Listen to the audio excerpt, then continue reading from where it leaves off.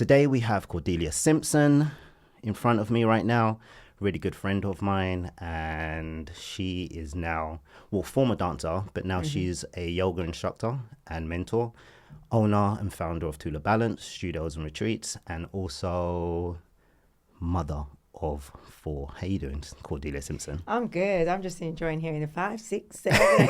It's been a while. It's been a while. Amazing. Cordelia, we're going to go back and forth, but how do we know each other? An introduction on how do we know each other? This is my first question. I have many questions for you, by the way. Okay. Me and Pete go way back, way back. So when I was 19, I auditioned for, I think I first met, I'm trying to think, was it S Club or was it was slightly S Club. before? Okay. It was for sure So I S Club. auditioned for an S Club, those of you that remember S Club. It was for their tour and I got the job, and on the first day I walk in and the dancers are there and I see Pete. And I'll be honest, he wasn't the most welcoming and he wasn't the warmest. She always says this. He wasn't the warmest and the most friendly. I was actually the opposite of that. I agree. Yeah, exactly. I agree. At that point, I was young. I'm from Leighton in East London, which judged people. And I was like, I don't know about her, I really don't know. And I was coming with stage school vibes. So let's get this clear. Yeah. So I'd gone to like London Studio Centre, I'd gone to Italia I'm the Conte, complete and I opposite. was like, smiley, first I'm ever the complete job. opposite. Like, let me chat to everyone. I'm a people person. I know nothing about stage school. I knew nothing about stage school. I literally took some dance classes and just did some random auditions. You were just and booked grooving jobs. and chilling, and I was like 5, 6, 7, 8. And I said, I don't know about her. I'm going to need to take a moment and figure it out. Yeah, you took a moment. I did. I was persistent and solid with the friendship from the off. I knew that there was a vibe. And here we are today. Yeah, and I love people that are honest, are totally them true, authentic selves, and you were that. And I am that, and I was that. Yeah. Okay, cool. So it wasn't love at first sight. For me, it was. It wasn't for me. Fair enough. It's fine. It was a grower. It was. It's a beautiful thing.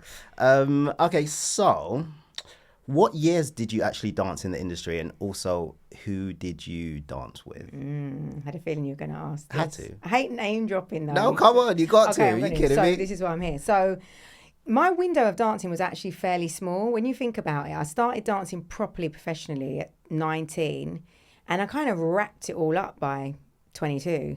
Which is crazy because it felt like a big window.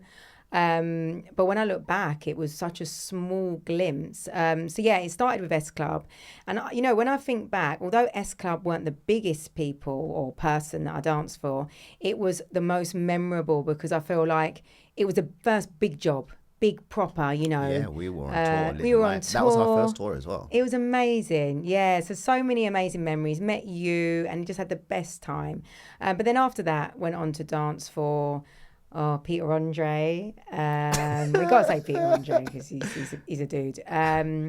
Who else have I danced for? Beyonce, Whitney Houston, Black Eyed Peas, 50 Cent. Yeah. She was on fire. It was a short period. It was a short, but I was blazing strong, wasn't I? Literally. Yeah, it was good. It was good. Kevin Little. Turn me on. One thing I say about Dee is when she does things, she really does things. She goes for it. And I mean, I guess that's one of the things which align us together, right? When we're doing something, we're locked in on it. Yeah. So, that being said, also, Karma was your first, right? Yeah. And you had Karma. So I had Karma when I was 21.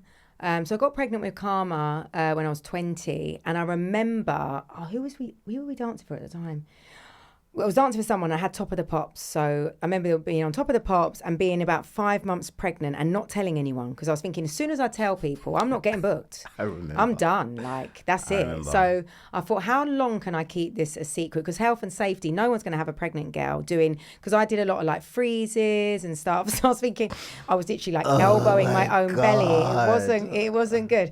So I remember doing the last Top of the Pops and thinking, you're looking thick now. You're thickening out. The hot pants are not, they're just And not I remember doing as it. well, at this point as well. And you know what? Sorry, I have to share this story. I always have to share this story. I just actually want to get it on camera because I tell it all the time.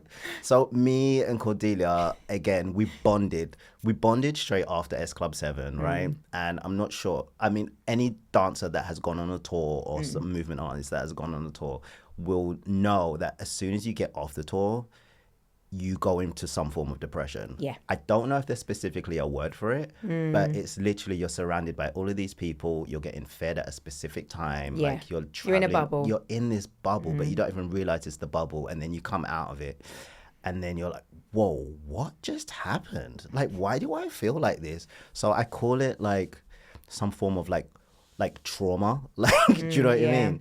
And that was like our trauma bonding because I would literally be at Dee's house after and be like, what are we going to do now? What is life now? We're not on tour. Do you know what I mean? And then we moved in with each other. Dee got this house in Mitcham and she discovered it and was like, yeah, come and move in. I've got my friends and there's going to be me. And then I was like, okay, cool. I'm from Leighton, by the way. It's just like a whole other, it's like another country. Do you know what I mean? From Leighton to Mitcham. But, you know, at this point, I loved Dee. And I said, I'm going to move in with you because I love you. I don't know your friends at this moment. And then probably, I want to say about like 3 months after living there, actually moving in, Dee was like, she brought me into her room and said, I got something to tell you. And she said, you know what? I'm having a baby and I'm moving out. Bye. I said, what? Exactly. You made I don't it know about no one. you in that moment. He was like, you can't leave me. I was like, You can't. I'm I was trapped. like, listen, I can't have a baby here in this kind of like friends pad. Like, it's not going to work. I've got to start creating a stable life for myself. And that was the beginning. Yeah. And you know, I look back, I was only 20. Even moving out when we did, I was young. I was really young. So then, I got pregnant with Carmi and I remember thought, okay, 5 months, got no job now, basically. 5 months is not, it's not really ideal. First year and a half into my career, on maternity leave. And I had Carmi and, you know, honestly, I feel like that was truly the making of me. Like I was born to be a mother, like, you know, it's like my true purpose. As soon as I had Carmi, I was like, this is me. Oh my God, that is so beautiful. Yeah, I've never heard me. you say that before. Yeah. And you know, like being young, so many people sort of said, I could just tell they just thought, what are you doing? You're making a mistake. You've ruined your life. And my mum was always so supportive of me, as you know, Pete. Like she always. She just said, do whatever you feel is right and follow your gut. And my gut told me that I was going to be cool. And there you were. Yeah, and as soon as I had Carmi, I'm getting like rushful, tingly feelings. As soon as I had her, I was just like, this is it. And then I went back to dancing. So after that is Carmi, what I was going to ask you. Yeah. So after having Carmi, so she was. When did I go back to dancing? I think when she was about 4 months, 5 months, I started. But I remember that being hard. I remember thinking, right, have I still got this? My body had changed, and I'd went a lot slimmer. But it shifted back quickly. Yeah, I actually went slimmer, and I think that was weird. I remember that. Yeah, and I remember thinking, okay, and I remember turning up to my first audition after having Carmi and going to Pineapple. And like going back down, remember that studio that was like downstairs, and you like go downstairs, and it had that energy, you know, like everyone's up against the mirror, and you know, like when you're not really picking up a step and you try to get someone's help, no one's there to help you. No one cares. No one cares. No one cares about your life. They're there for themselves. And I remember getting like my first job, but after having Carmi and thinking, I'm coming with a new flavour now. Yeah. I've got this, and I had a new fire in me. Strength. Like I've just given birth. Yeah, Strength. Exactly. So then I started killing it, actually. So when I had Carmi, I feel like that was actually my best. I don't know whether it was probably a year. It was like, I'm just working. It was so good. And I had a lot of help. My sister was a nanny at the time, so I was able to drop Karma there, which worked really well. So I knew she was okay. But then very quickly, again, into my second round of the career, I met my now husband, Bob, and fell pregnant again. And after that I remember falling pregnant with Tink, getting up to the 5 months again, not telling anyone, and then thinking, wowzers. okay, I've got to pull away from this now. And it just, and I must say, after having Karma, I remember doing a few jobs and thinking the tolerance I had for the industry before I had kids was much more tolerant than I was once I had her. Because, say, for example, we're on tour and I'm leaving her behind for 3 weeks or 2 weeks. Right.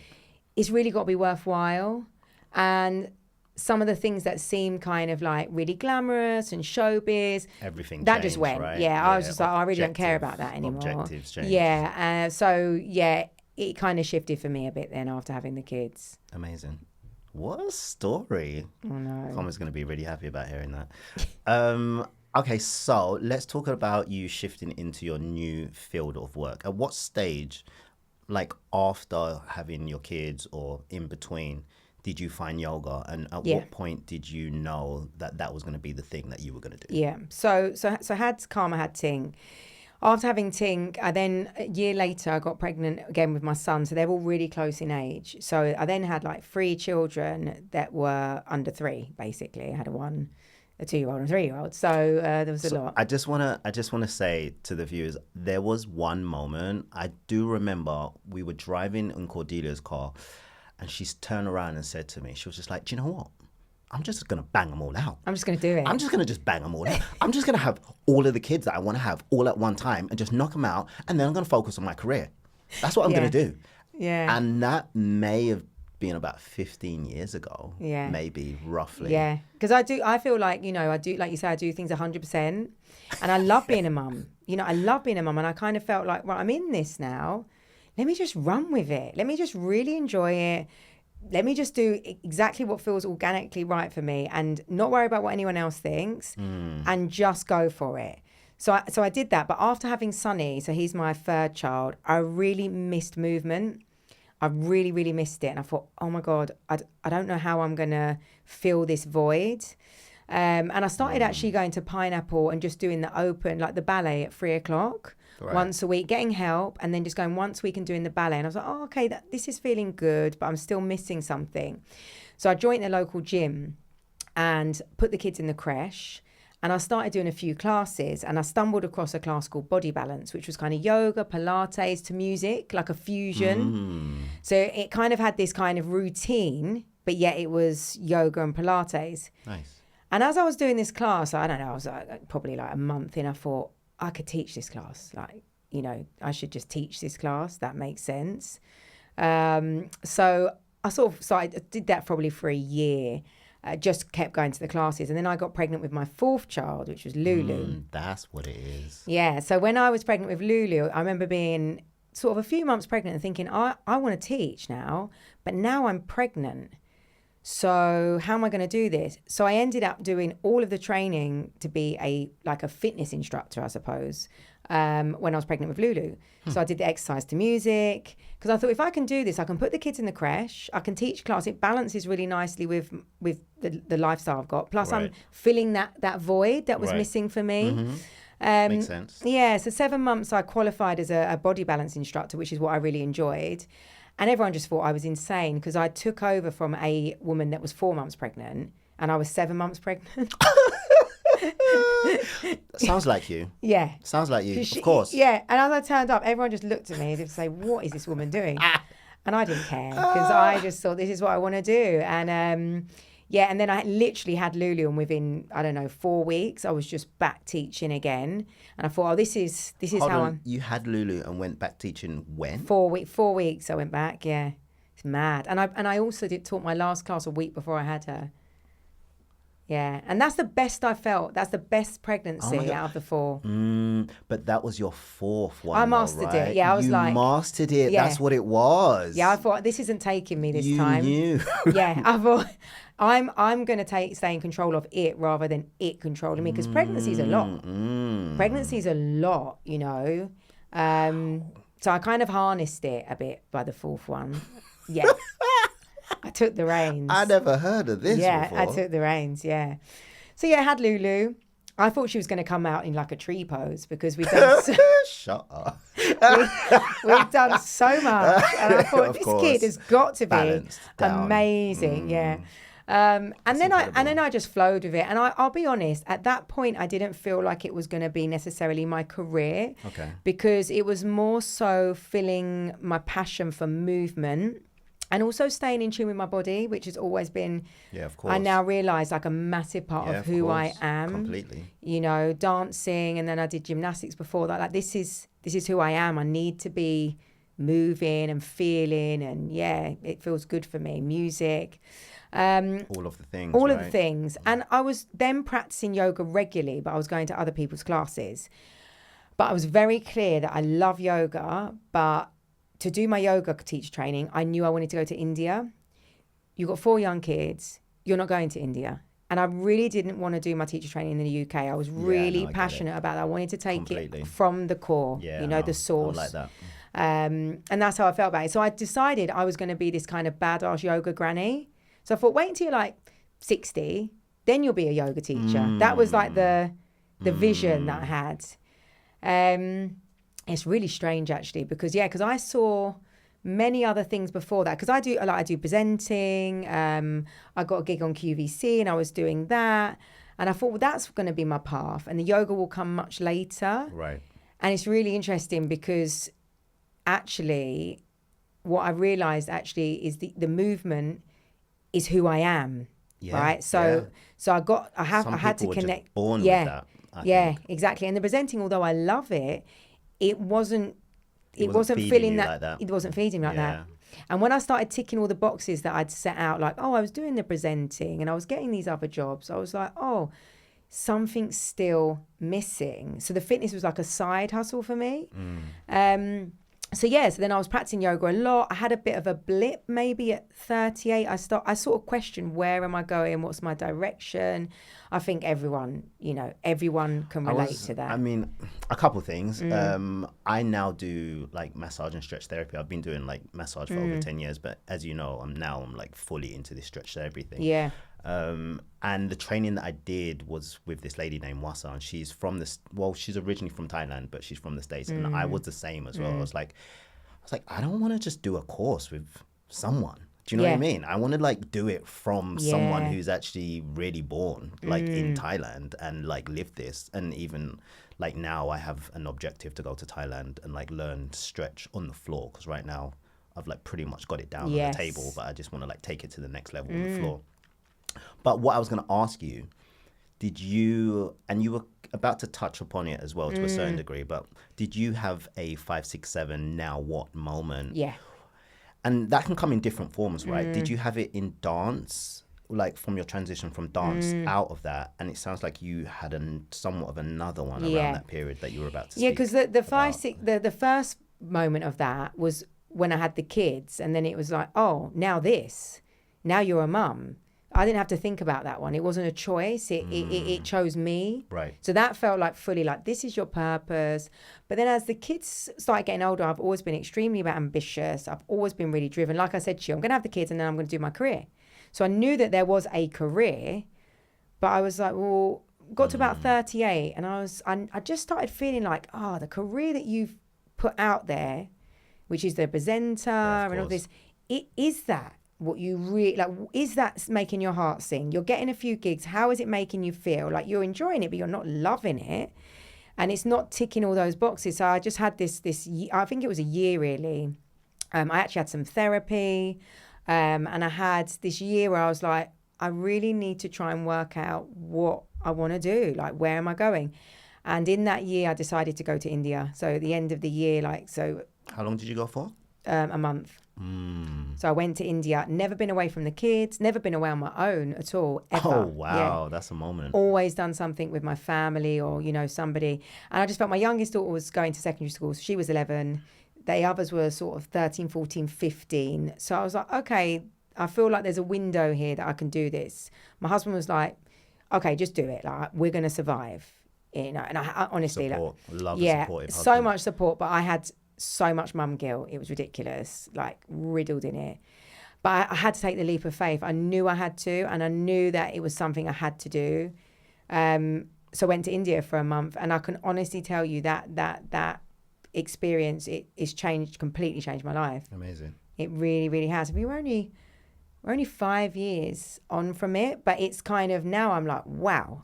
In my which path. way? Was it just actually doing the exercises and the practices and like actually tuning into yourself? It was having an hour every day to meditate and for my mind to be clear, not be thinking, what am I making someone for breakfast?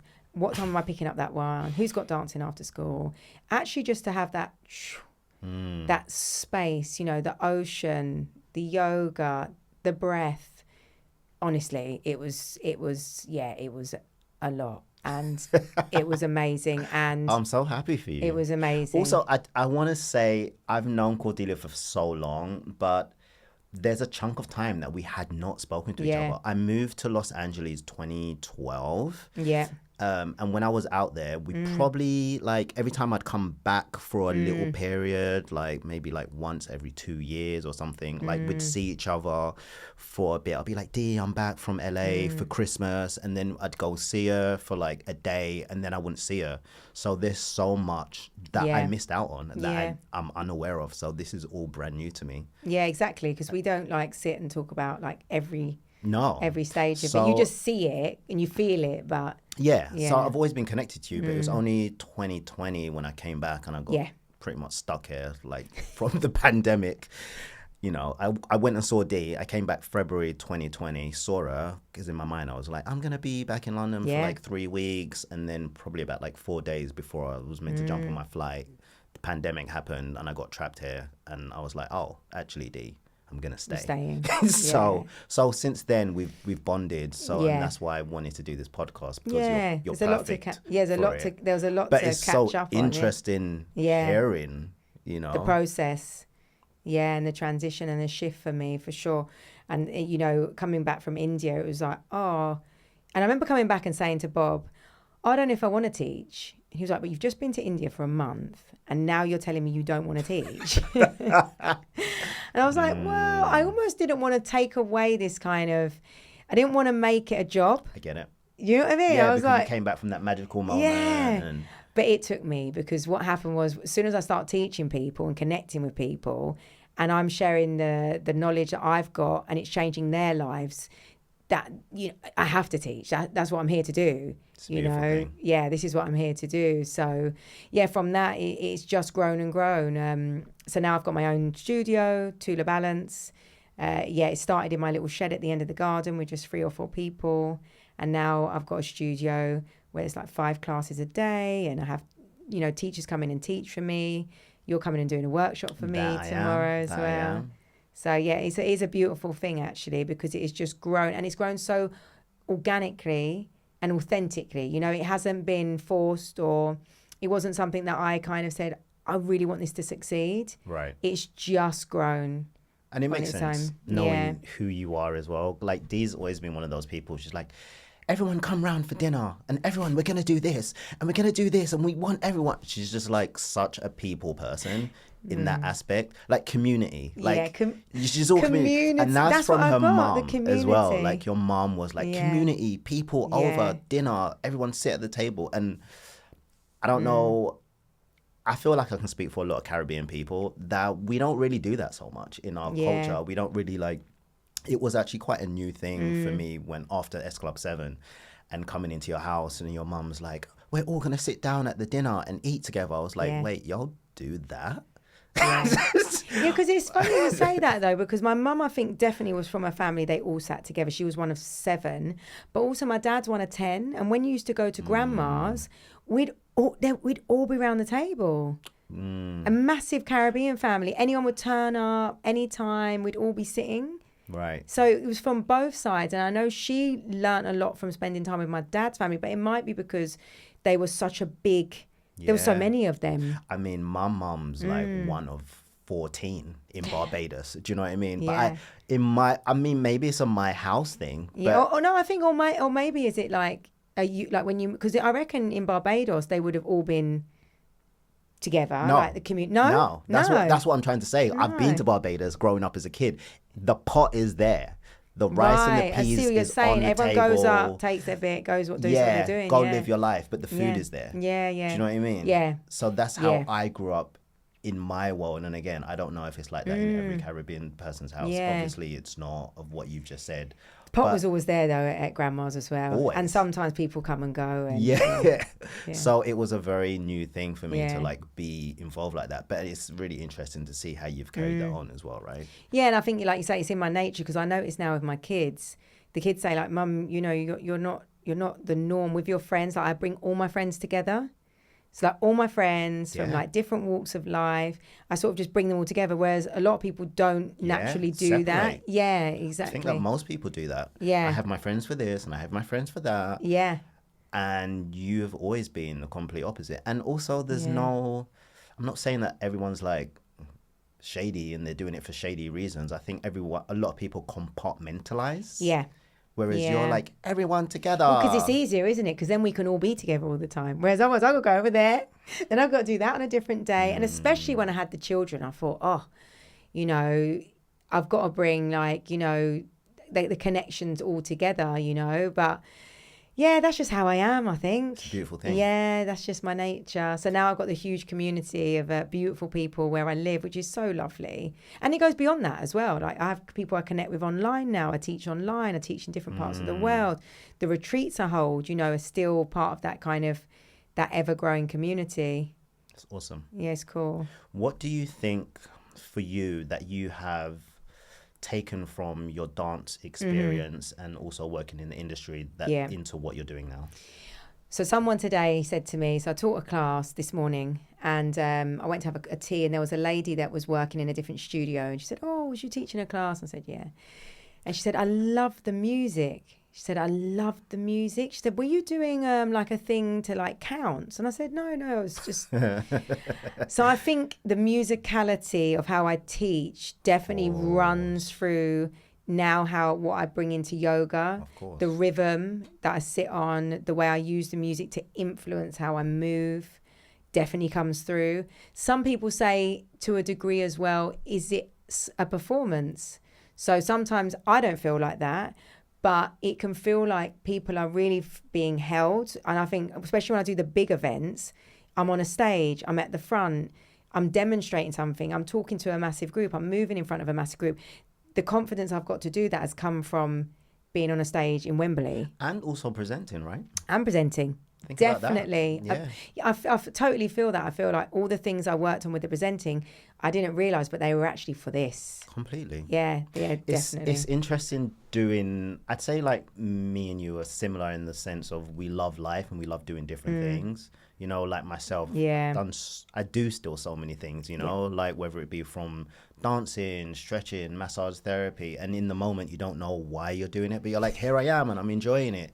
And then one day you turn around and you're like, oh, actually. Yeah. And even it's interesting for me to even be doing something like this because, you know, like 15 years ago, I was truly an introvert. Yeah. Like I didn't really speak that much. Oh, when I first met you, I told you were sitting there, you were quiet, you didn't want to talk to me. Really? You definitely wouldn't be doing something like No, this. like really. So like I used to always say that I speak with my body. Yeah. Like that was my conversation, you know, like I'm having a whole conversation with my body and I was always moving. I was always dancing. But it's interesting, like now I really do love communication, you know, and I'm a Virgo as well. And like, that's what we do. We love to communicate. So it's interesting to how it also, like it changes, right? Yeah, exactly. And the tools that you pick up along the way, then you suddenly realize, the purpose of them was maybe for something else that you didn't necessarily see at the time.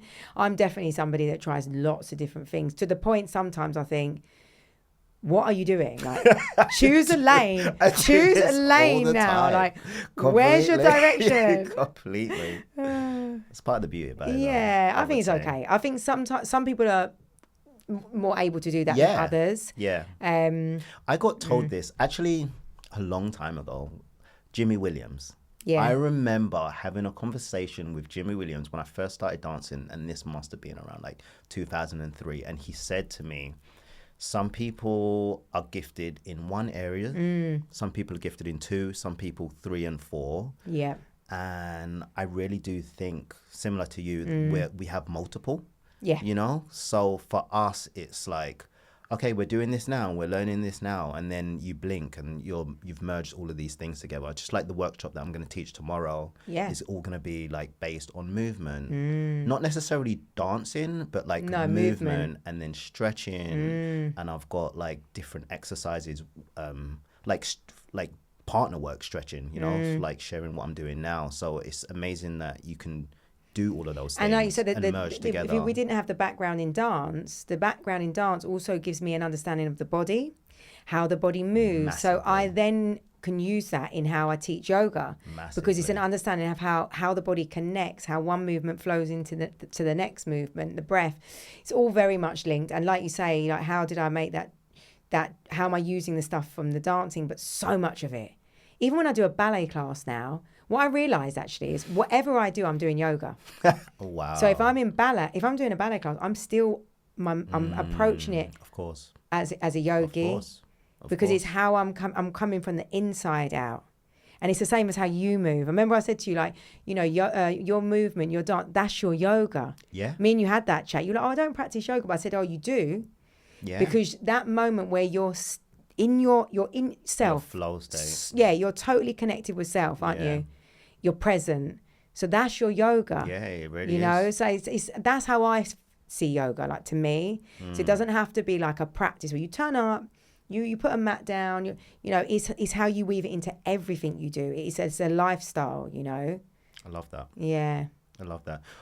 Speaking about breath, this is perfect. I would love, first and foremost, I would like to do a breath workshop at some point, and I will. I think that I've experienced the most important part of breath because, number one, dancing, but also when I stretch people, it's very much about breath. You feel it, don't you? It's very much about breath. So you're like, okay, cool, breathe in and breathe out and breathe in. And there's some people like you're through like...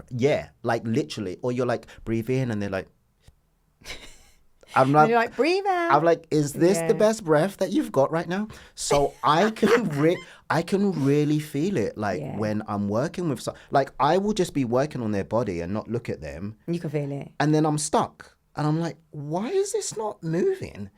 And I look at them, they're like, okay. I'm like, can you just breathe for me? And they breathe. And then I'm like, ooh, the whole body just goes down. Can you speak about breath from the standpoint of a yoga instructor? Because I think this is so important. Oh my gosh, the breath is everything. When I went to India, I thought I was going to India for the physical. So I thought, I'm going to learn all these yoga moves. I'm going to be able to do headstand, handstand, pincher, all this stuff. And what I took from it, the biggest takeaway, was the application of pranayama. So in yoga, they call it pranayama. The application of pranayama in my daily life and what that will do for my mental state and for my physical state, right? So pranayama is just a type, you can basically, you do exercises with the breath in that can kind of heighten your energy, heighten the heat in your body, or cool the body down, balance the body. So it's really an interesting one to work with. And then if you incorporate that in your practice, when I'm teaching a class, when people start to really get it, right? So they come in, let's say they've come for a month, once a week. And it's very much a physicality thing. So they're just going through the motions. Yeah, of course. After a month, you start to notice, they're starting to breathe now. When they start to breathe, the body starts to open up. You start to sweat. That's the other thing. When you don't breathe, you don't sweat. You need that heat to be going through your body to create space and, you know, and mobility. So the breath is actually I think it's like it unlocks you. It's the gateway. It really is. To the next, like, for you to be like, oh shit, now I'm feeling it. You know, I don't know if anyone else practices yoga, but it'd be the same if you do anything else. Like, you know, when you come out of something and you think, my body's tingling, I'm feeling amazing, you're getting this rush of euphoria. It's the breath that unlocks that. And when you can start to harness the breath, also the breath is like, I call it, it's your mantra, it's your thing to keep coming back to. Right. You know, when you get distracted, keep coming back to the breath. It's like pulls you back in, pulls you back in, you know. It's key. Yeah. Really, really key. Yeah, I just really wanted to touch upon that with you because I see it. I see it in all of my clients. I see it people that they struggle and there's not much. I mean, you can help them, and there's some people that it's just going to take a longer time, and there's some people that don't really get it, you know, like But it's primal to breathe. And the problem is, what happens is, as life creeps in and stresses and anxiety, we start to breathe in the chest. So if you look at a baby breathes the whole body, doesn't it? Like expands. As different things we experience, everything locks up and everything comes up to the chest. Now, if I asked you to breathe for 30 seconds now in your chest, you would feel like you're going to have a panic attack because it makes you feel tense. So consciously, we have to learn to drop the breath down.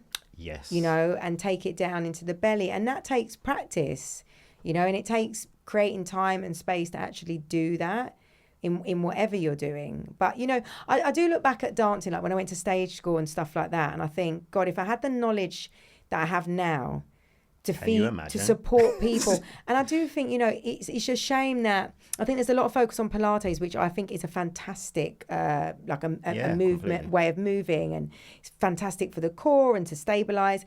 But the yoga gives you that alignment, that connection with self.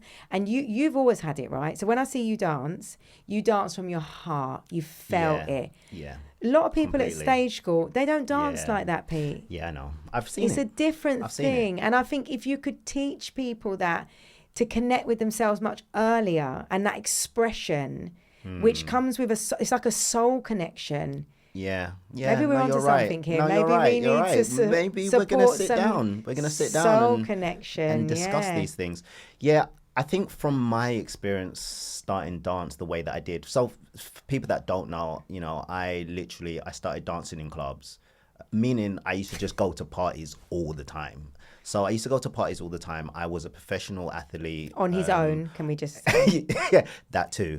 So I was a professional athlete. I used to triple jump for England when I was like 15 years old. And then from 16 to 19, I jumped 1552. And I just stayed there. And I was like, what am I doing with my life? So, at that point, I just started going out. I was like 18, 19. I started going to parties and everyone was saying, oh, you're such a good dancer. You should actually think about dancing. And then I just took some dance classes for 2 years at Pineapple, Jimmy's, and other random people's classes. Which is amazing. And to become a professional dancer off of just going to classes. Just took 2 years. It's just amazing. It took 2 years. But I believe, actually, when I think about it, I never not danced. Even when I was 4 years old, I remember going to weddings and just dripping with sweat.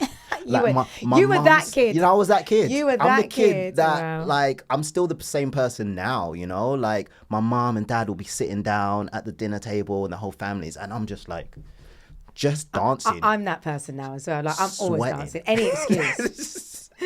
What's happened to clubs? No one goes clubbing anymore. Yeah, no. The club has always been in your house, though. Let's be honest. Yeah, exactly. I bring the club home. Yeah, you are creating the environment. Christmas Day, we stay up till 2 a.m. We just dance. No, yeah, it's amazing. So yeah, it's you're right. I've always had that connection like that, and I've never even really thought about it. But when I started working in the industry, and that's when I started finding out about stage schools and everything. I didn't know those things were there. So, but you could see the difference of people that have come out of a stage school and then they had to learn. Yeah. They had to learn how to actually let go of their body and move feel properly. Yeah. In the same way, you very much recognize that you didn't have the technicality, and you'd be open about it. You were like, I still take ballet class now. And I remember you were saying I wish I'd done ballet when I was young. I wish I'd done this. But I feel like there isn't the same emphasis on the flip of it. No, you're right. You're right. You get what I mean? So you understood that and everyone recognized it. But did those people that came from stage, did they recognize the importance of what you brought to it? Yeah. And I feel maybe that's something that needs to be. My real turning point was I started working. Well, Kylie Minogue was one of my first jobs that I did. I remember you doing Kylie. Yeah, I gate crashed the audition, and that was Can't Get Me Out of Your Head. Something like that, right? That's that long ago. Yeah, exactly. Right. So, and I was working with her for a long time, and that was Michael Rooney and Dan Karate. Yeah. Everyone knows that choreography. Oh yeah. It was easy for me to sit in, but she changed choreographer. So then I think it was a guy named Luca, and it was contemporary. Then she shifted her old style. And I was one of the people that got cut from that when they crossed over, obviously, right? And at that moment, I said, that's never going to happen to me again. Exactly. I said, I'm going to live in ballet classes. right now. Get me them ballet shoes. Yeah, exactly. Yeah, and that is when I had like a whole awakening of like, oh my God, this is incredible for your body. And ballet, although, so when we went to stage school, it was like insisted you had to do ballet every day. And I remember thinking, oh God, ballet every day. Now I look back, ballet is the one thing I would go back to. So it's the one thing. Well, I do ballet bar classes. I'll still do ballet, but it's like the essence of ballet is still with me. The other stuff, you know, the commercial dance and all of that is gone, but the ballet is still definitely very much a part of. I can feel it, like that technicality, the discipline as well. Just great for the body. Yeah, I love ballet. So, one of my questions, I've got to wrap this up at some point really soon. Don't want to. I just want to let you know that. If you could go back to that moment on the bed in Mitcham while you were like, oh my God, I'm about to have a baby. Yeah. What would you tell your younger self? I've thought about Knowing this. what I've you actually know thought now. this question so many times. I would just say to myself that you've totally got this. Like, you are 100% have got this. You've got nothing to fear. You're going to have the most beautiful, incredible, fulfilled life. And what's about to happen to you is going to, you know, change your life forever in all the best possible ways. Yes, Dee. Yes, Dee. That's the answer. And I say that to any young woman that so finds beautiful. himself in the same situation. Listen to your heart. Don't be fearful, and don't be judged by society, because you can do anything you want to do. You really can. This is why we're friends, everybody. This is exactly why we're friends. This is why this is one of my best friends. It's the mind. The mind is strong. Also, I feel like you are giving so much value to your community. You know, like for me, one of the reasons why I'm creating this podcast is I feel like I'm not so much in the dance industry as I was, you know, like my life has changed. I still feel like I'm contributing in different ways, you know, like I was the choreography coordinator on Wicked, so I'm like working on behind the scenes within the movie, so I'm still like helping dancers and letting the world, you know, experience great art and movement. I'm a stretch therapist. I'm really helping people with their bodies. Like for you, like how would you, and how, I mean, I know how are you, but what's your goals and your whys of adding value to your community of yoga and movement now? I feel like for me now, you know, I get a lot out of teaching the local students in the community, but what I feel really passionate about now is actually supporting the teachers. I feel like the teachers, to be any teacher is challenging, but to be a yoga teacher, I think, you know, a lot of people that gravitate to you, a lot of people have been sometimes are referred from doctors saying, you know, you need to start yoga, you're struggling with your mental health, or a lot of time we come to yoga when we're at a crossroad. So actually, maybe we're finding life a bit challenging. So to be, you know, we're not psychotherapists, so it's actually quite a challenging place to find yourself at. So I feel like a lot of teachers, they need the support actually of how to hold the space for people, but equally not be drained or to take on people's stresses or strains, but be there, you know, be the container. And I think that's something that I feel quite passionately about. And I've seen yoga teachers as well struggle with self-esteem, judging themselves for maybe people not coming to their classes, judging themselves on numbers and things like that. And you know, everyone's seen it on social media. Yoga's blown up, you know, and you look at social media and you're looking at, and I'll be really frank, like if I look at social media, the first image I see is normally a fairly slim white girl that's extremely bendy. And I look at that and think, well, that isn't me. So that can be daunting if you don't fit in that box, which probably a very small number of people do. So I feel like it's really important, me as a black woman as well, to be representing different cultures, different types of women, different types of people, that we can still show up and be fantastic teachers, but we don't have to fit into that mold or that stereotype. So I feel like that's kind of like my I feel that's where I'm going with it. Love this. Yeah, mentoring teachers coming through and supporting them, really. Love this. That is a great way. Have you heard of the book The Body Holds a Score? No. Please read this Oh, book. I'm going to download it because I'm going to Bali on Please. Sunday. I've got a long plane ride. Please read Okay. this book. I swear to you. I've heard of it. As someone that works with the body, it will literally change your life. Please read this book. Okay. Anyone out there? Can I get an audio? Because I'm rubbish Oh, with reading. yeah, completely. Okay. So it's a lot about one of the reasons why I bought the book is mainly because some of the times I'm stretching people, and I've stretched some ladies that, you know, I could see that they've got issues with, like, I don't know, like anorexia, or like you can see that they're holding something in the body, and like I'm helping them to like release something, and it's hard for them to stretch and let go and breathe, and I can feel that it's more than just a stretch at this point, right? Yeah. But I'm not really aware of what's going on.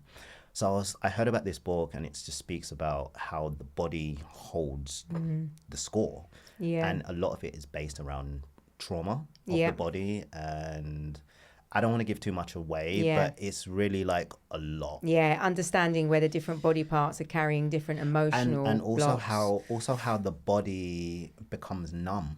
You know, like have you seen when people like self-harm themselves? And I didn't know what that was, but it's like people, the book explains it. A lot of people, they can't feel things in their body, so all they want to do is feel things.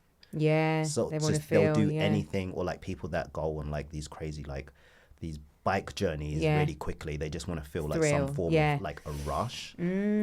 So even like now when I'm stretching people, I'm so mindful. It's such beautiful work. It's healing. It really it's is. Healing. It is healing. It's energy work, and it's healing. And I think people are becoming more awakened to this sort of thing and understanding that, you know, healing doesn't necessarily come in the form of going to a doctor saying something's wrong and then being given a tablet. There are so many other tools that we can use to heal our bodies, and I also think it's such rewarding work, and that's why I think me and you have probably gone down this route, because to see it changing people's lives, Literally, you know, is really quite incredible. I agree. Yeah, fully with you. I mean, that is definitely one of the reasons to do it, right? Yeah, exactly. Yeah, and you see it, like you literally see people's life change. You know, they're like, oh my God, like I've had chronic back pain for this long, and I haven't been able to like play with my kids, or I haven't been able to do this, and you just see like them walk in like without the pain anymore, because I'm sure you witness a lot of people that you start with you, and they're in some form of pain, and like you see their body open up and flourish, right? I had one woman that came to me. She started with me at 70. She started coming to weekly classes, and she came in one week and she said, "There's something I've got to tell you. I was getting double vision in one eye, and I was really concerned about it. I was coming to class. I hadn't mentioned it to you. I'd seen a doctor, and I was going to see a specialist. And she was booked in to see the specialist. And she said, when I came last Tuesday, she said, we were doing a pose. We were doing, I think it was camel. So like you're kneeling up, your hands are on your back, and you lift your chest and you're opening up. And she said it was like something just went released, and her vision just came back.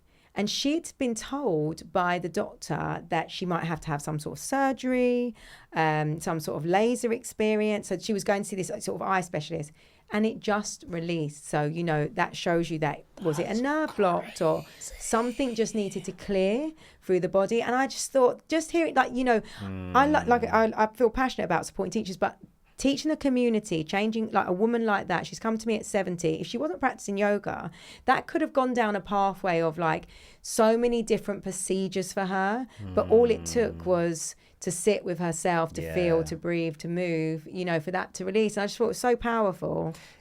I find it really interesting because you don't ever actually really know what you're doing until you hear these stories. Exactly. Because at that moment, you're just teaching the class. I know. And I was so glad she told me, because it made me think, oh, this is why I'm doing this.